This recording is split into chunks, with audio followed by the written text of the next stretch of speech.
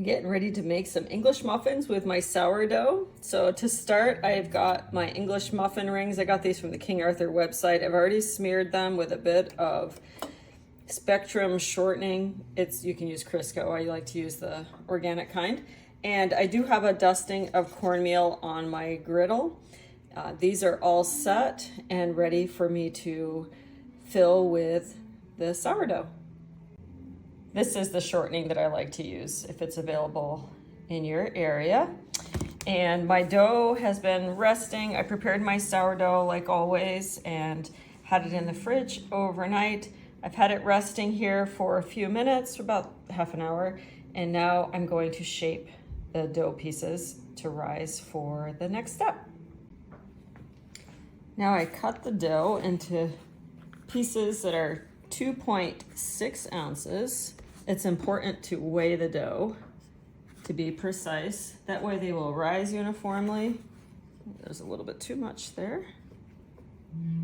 They will rise uniformly and they will bake uniformly on the griddle. Once the dough is formed, I take floured hands and I take that piece of dough and I just kind of roll it under itself so that it's nice and smooth. Flatten it, and it's ready for the mold.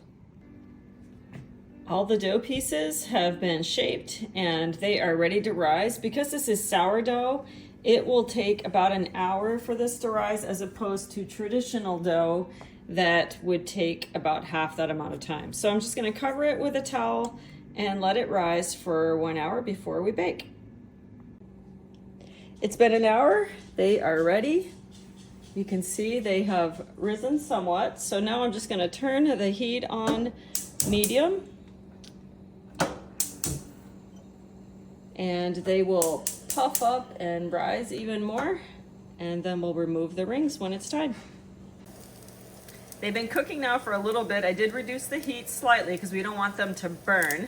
And it just takes a little bit of practice to see. But you'll notice the dough has risen almost to the top of the rings. And at this point, it's good to take those off. Just use some tongs.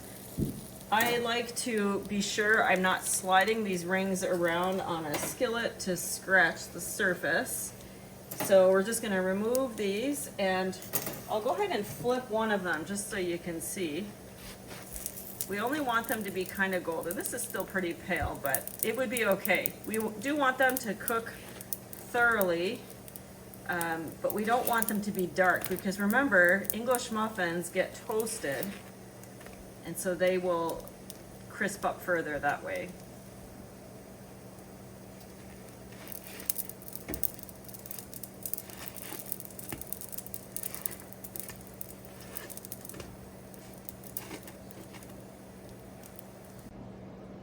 These are done. They only take about 3 minutes after you flip them, so you can kind of see the underside is ready. You only flip them one time, and then I'm just going to move them to the cooling rack until they're fully cooled, and then we'll prep them for the next step.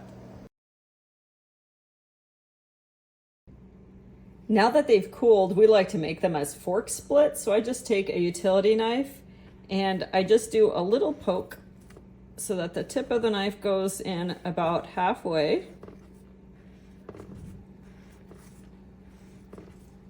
And those little perforations will make it easy when we're ready to toast them to just split them.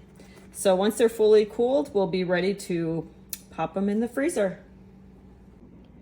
Here they are all ready for the freezer. I put them in a freezer Ziploc bag, a dozen to each bag, and then we just pull out like 3 or 4 to store in the fridge to use them up. They don't have preservatives, so we want them to stay fresh.